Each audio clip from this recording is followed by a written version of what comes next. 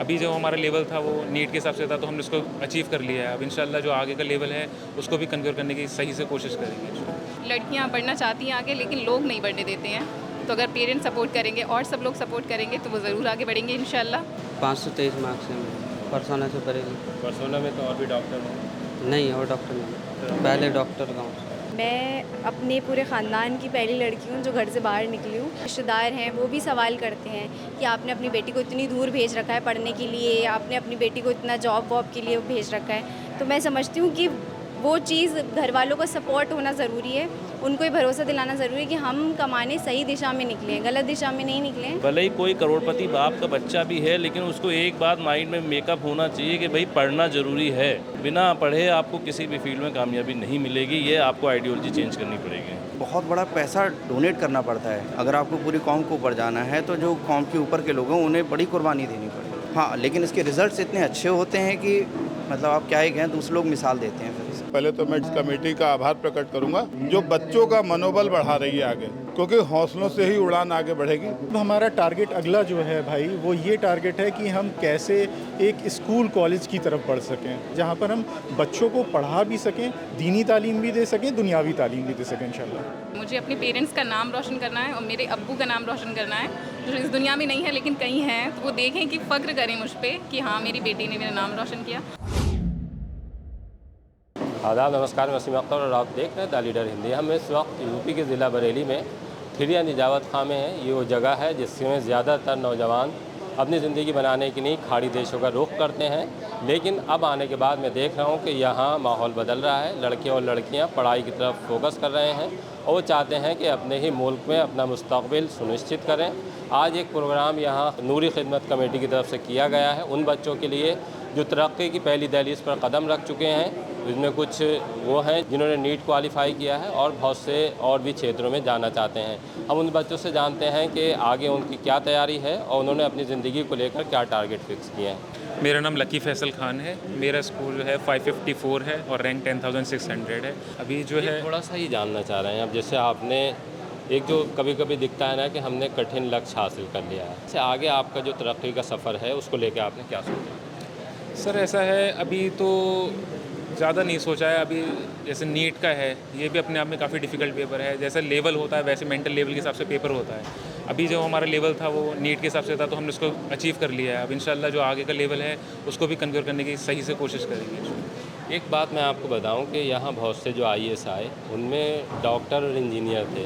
उन्होंने उसके बाद फिर बड़ी तैयारी की और उसके बाद वो एक ऐसी सीट पर बैठे कि अगर आप देखिए DM को, तो DM को आम ज़ुबान में उस ज़िले का बादशाह या राजा कहा जाता है। तो इस तरह से अगर आप सोचें तो फिर मुझे लगता है कि ज़्यादा और हाँ, ये सबसे बेस्ट तरीका है। वैसे अगर कहा जाए कि अगर सिविल सर्विसेज में जाते हैं तो ज़्यादा सर्व किया जा सकता है, क्योंकि अभी समाज में जो है डॉक्टर्स तो काफ़ी हैं मगर डॉक्टर्स को सही जगह पर पहुंचाने वाले नहीं हैं। तो अगर सिविल सर्वेंट्स होंगे तो वो ज़्यादा अच्छी प्लानिंग कर सकते हैं, तो उस राह में जाना बेहतर रहेगा। अगर हम लोग में से कुछ लोग करते हैं, अभी हमारा लेवल जो है अगर इस पेपर को कन्वर्ट कर सकते हैं, सिविल सर्विस का भी कर सकते हैं, तो उसे करेंगे तो और बेहतर रहेगा। और इंशाल्लाह मैं इसकी भी बारे में सोचूंगा। मेरा नाम महविश खानम है और मेरा इस बार नीट का स्कोर 547 है और मेरी ऑल इंडिया रैंक 13,560। अभी तो हमने सिर्फ एक कदम ही आगे बढ़ाया है, सिर्फ नीट क्वालिफाई किया। अभी हमारी आगे की सारी जर्नी रखी है, पूरे MBBS की जर्नी, फिर आगे जो भी सोचना है PG दे करना है तो उसकी जर्नी। अभी तो हमने एक ही स्टेप लिया है, बाकी अभी हमें और लेना बाकी है। एक्सप्लोर करेंगे हम MBBS की जर्नी में अपने, फिर देखेंगे हमें जो सही लगता है, फिर वो ऑप्शन हम चूज़ करेंगे अपने हिसाब से जो हमें सही लगता है। पूरे ठिरिया का उठाकर देखिए तो आप होंगे या एक और 2 लोग होंगे जी। जिसे हम और उस पर लेकर जाएँ, जैसे मॉस्क उसमें करना चाहें, तो आपके जहन में कोई आइडिया है ऐसा जो हो सकता है? मतलब पेरेंट्स सपोर्ट करें सबसे पहले। अगर आप ज़्यादातर बात करेंगे अगर लड़कियों की, तो पेरेंट्स अगर सपोर्ट करें, घर वाले, लड़कियां बढ़ना चाहती हैं आगे लेकिन लोग नहीं बढ़ने देते हैं, तो अगर पेरेंट्स सपोर्ट करेंगे और सब लोग सपोर्ट करेंगे तो वो ज़रूर आगे बढ़ेंगे इंशाल्लाह।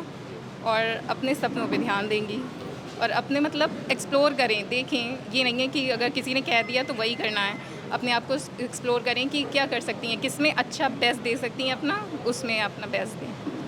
देखिए महविश ने एक अच्छी बात कही कि पैरों में बेड़ियाँ न डालें, इन्हें उड़ने दें। मेरा नाम कशिश नूर है और मेरा इस बार स्कोर 536 है। इसमें मेरी ऑल इंडिया रैंक 19,500 है। अब अब आपका क्या टारगेट है, क्या MBBS या फिर और कुछ? सर मैं अब MBBS कंप्लीट करने के बाद MS करना चाहती हूँ, फिर उसके बाद रिसर्च।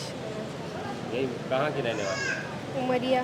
तो उमरिया में और भी लोगों ने नीट किया है, कोई डॉक्टर है वहाँ पे? नहीं, अभी तक कोई नीट क्वालिफाइड डॉक्टर नहीं है।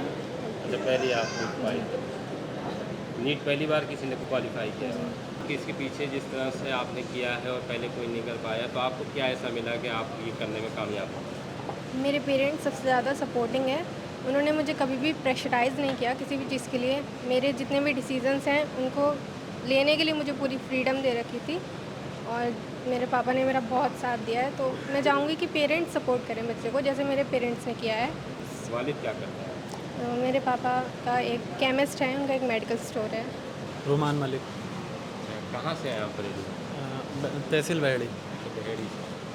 बहेड़ी मेन कस्बे के रहने वाले? नहीं, गांव में अंदर अरसिया बोझ। तो क्या तय किया था कि डॉक्टर ही बनना है या कुछ और तय किए हुए? डॉक्टर का ही तय किया था। तो क्या मुश्किलें आई उसमें? फाइनेंशियल भी और पढ़ाई के दौरान भी दिक्कतें आई, लेकिन टीचर और माँ बाप के सपोर्ट से ये हासिल।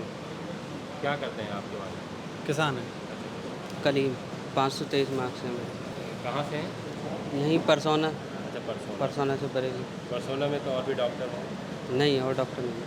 पहले डॉक्टर हैं? पहले डॉक्टर गाँव से। जी, बहुत बहुत मुबारक आपको। ठीक। तो आपने कैसे सोचा कि आपको डॉक्टर बनना है? मैंने डॉक्टर बनने का नहीं सोचा था। मैं मतलब पढ़ाता था बच्चों को, 6, 7, 8 पढ़ाता था, तो मुझे और अच्छे से पढ़ाना था। मतलब 11, 12 के बच्चों को भी पढ़ाना था अच्छे से, कि मतलब और ज़्यादा नॉलेज मैं अपनी एक्सप्लोर कर लूँ, उसके बाद मैं बड़े बच्चों को भी पढ़ाना स्टार्ट कर दूँ। लेकिन जब मैं इस तैयारी में आया, इस फील्ड में आया, तो फिर मैंने नीट ही करा। फिर BAMS की भी सोची थी कि BAMS वगैरह ले लूँ, लेकिन माँ बाप ने कहा नहीं, अब तू जब तेरे अच्छे मार्क्स आ रहे हैं, अच्छे पढ़ रहे हैं, टीचर भी कहते थे हाँ इसे पढ़ाओ आगे, तो फिर मेरे माँ बाप ने ये कहा कि तू अब MBBS की ही तैयारी कर। अभी आपने स्ट्रगल किया, आप पढ़ाते पढ़ाते डॉक्टर बनने जा रहे हैं, और आगे की कोई और ऐसी तैयारी जो आपके मन में आई हो कि मैं ये भी कर सकता हूँ? अब MBBS तो जैसे एक सीढ़ी है एक तरीके से आगे की स्टेप के लिए आपकी ज़िंदगी में।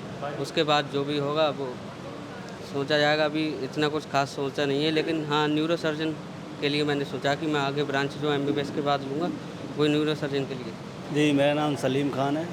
कहाँ से हो सलीम? मैं ही अपने लोकल ठेरिया निजावत खां बरेली से हूँ, और मैंने लास्ट ईयर नीट क्रैक किया था। हाँ, 2024 में मेरी 650 मार्क्स थे, और मुझे autonomous state medical college Lakhimpur Kheri में मैं अभी फर्स्ट ईयर MBBS स्टूडेंट हूँ रिसेंट में। बहुत बढ़िया।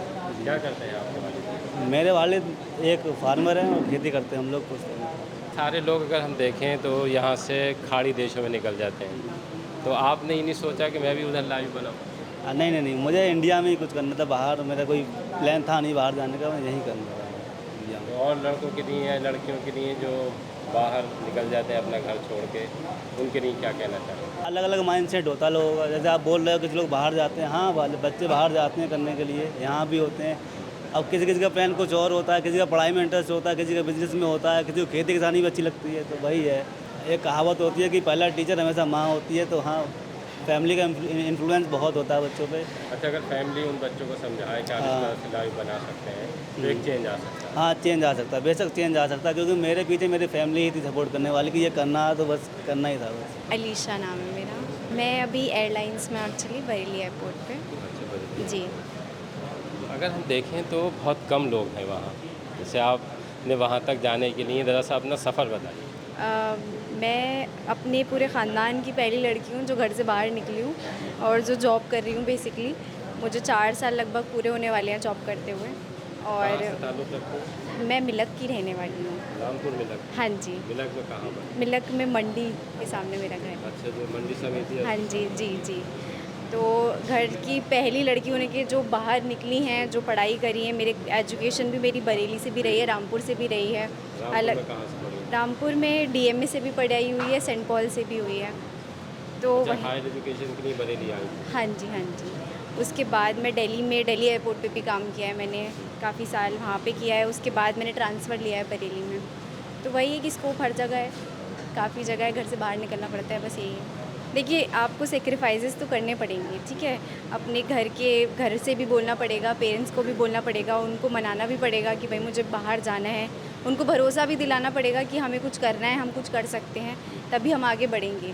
तो वही है कि हर पेरेंट्स को भी ये अपना सपोर्ट भी चाहिए होता है। मेरे पेरेंट्स ने बहुत सपोर्ट किया है मुझे, आगे बढ़ने के लिए बहुत ज़्यादा मोटिवेट किया है। तो ये जानना चाहें कि वालिदैन के दिल में या उनके जहन में ये बात कैसे आ जाती है कि हम लड़कियों को आगे नहीं बढ़ने दें? जैसे वो कहाँ पे वो रहते हैं, उन्हें क्या डर रहता है? देखिए, डर तो हर चीज़ का है, वो चाहे बेटे के लिए हो या बेटी के लिए हो। घर से नहीं, बाहर बेटियों अगर- के लिए थोड़ा सा मैंने देखा है कि वो ज़्यादा रहता है और यही वजह रही कि अब आने के बाद देखिए कितने साल हो गए। अगर हम हिंदुस्तान की आज़ादी की बात करें तो एक बहुत लंबा वक्त गुजर चुका है और उसमें हम अगर तरक्की को मापने की कोशिश करें तो हमें जो तरक्की करनी थी हमें वो तरक्की नहीं मिली है। उसके पीछे सबसे बड़ी वजह ये है कि जो वालिदैन की सोच थी वो अब आके बदलनी शुरू बहुत बदल चुकी है अब पहले के मुकाबले में।